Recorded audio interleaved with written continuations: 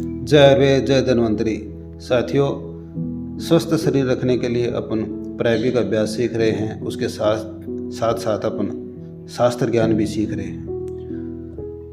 साथियों, जब तक अपन इस शरीर की प्रकृति के बारे में अपन नहीं समझेंगे, अपन इसको पूर्ण तरीके से स्वस्थ रखने में कामयाब नहीं हो पाएंगे।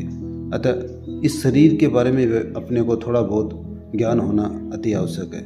इसलिए आज अपन इसी क्रम में एक छोटा सा टॉपिक है पंचमहाभूत, इसके बारे में थोड़ा जानने का प्रयास करेंगे, क्योंकि अपना शरीर और ये जो प्रकृति है, इस संसार का कोई भी द्रव्य पंचमहाभूतों से मिलकर के बना हुआ है। ये पंचमहाभूत, इनका जो क्रम है वो निम्न प्रकार है।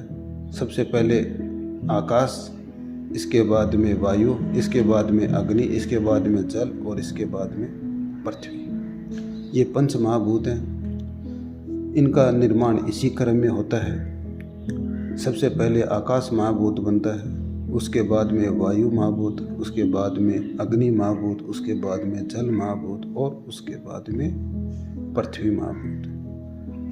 इनकी गुरुत्व का क्रम भी यही है।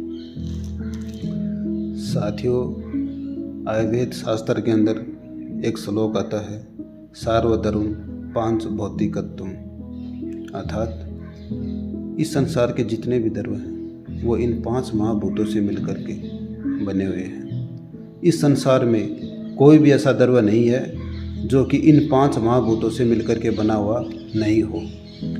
इसलिए साथियों, अपने को इन पांच और एक चीज़ और आप ध्यान रखना, एक श्लोक और आता है, यत्र पिंडे तत्र ब्रह्मांडे, अर्थात जो इस पिंड में है वही ब्रह्मांड में है, अर्थात जो इस शरीर के अंदर है वही पूरे संसार में है। यानी अपना शरीर और ये संसार, संपूर्ण संसार, ये पांच महाभूतों से मिलकर के बना हुआ है।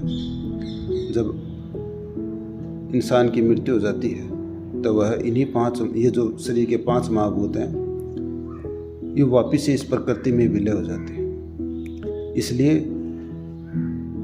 अपने शरीर में इन पांच महाभूतों का संतुलन आवश्यक है।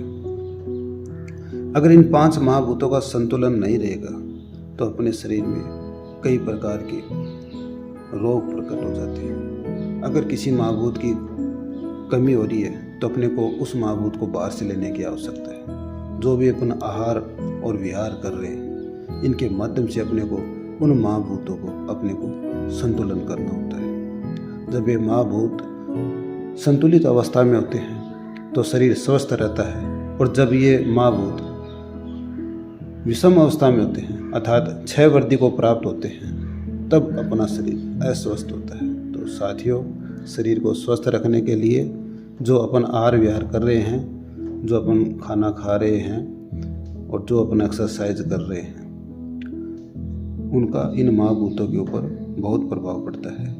इसीलिए आज इन पांच महाभूतों की अपन ने चर्चा की है।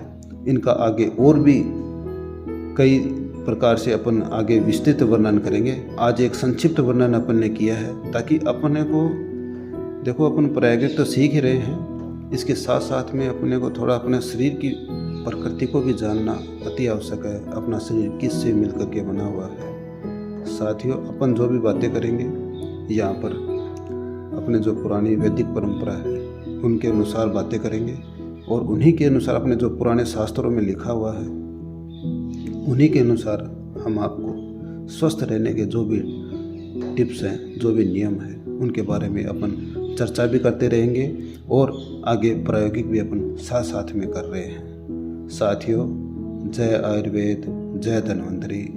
आप इसी प्रकार से हमारे चैनल के साथ जुड़े रहिए। इसको सब्सक्राइब कीजिए, लाइक कीजिए और शेयर कीजिए, ताकि स्वस्थ रहने के लिए जो भी अपने शास्त्र ज्ञान है, अपने शास्त्रों में जो ओरिजिनल ज्ञान है, वो आप तक पहुंच सके।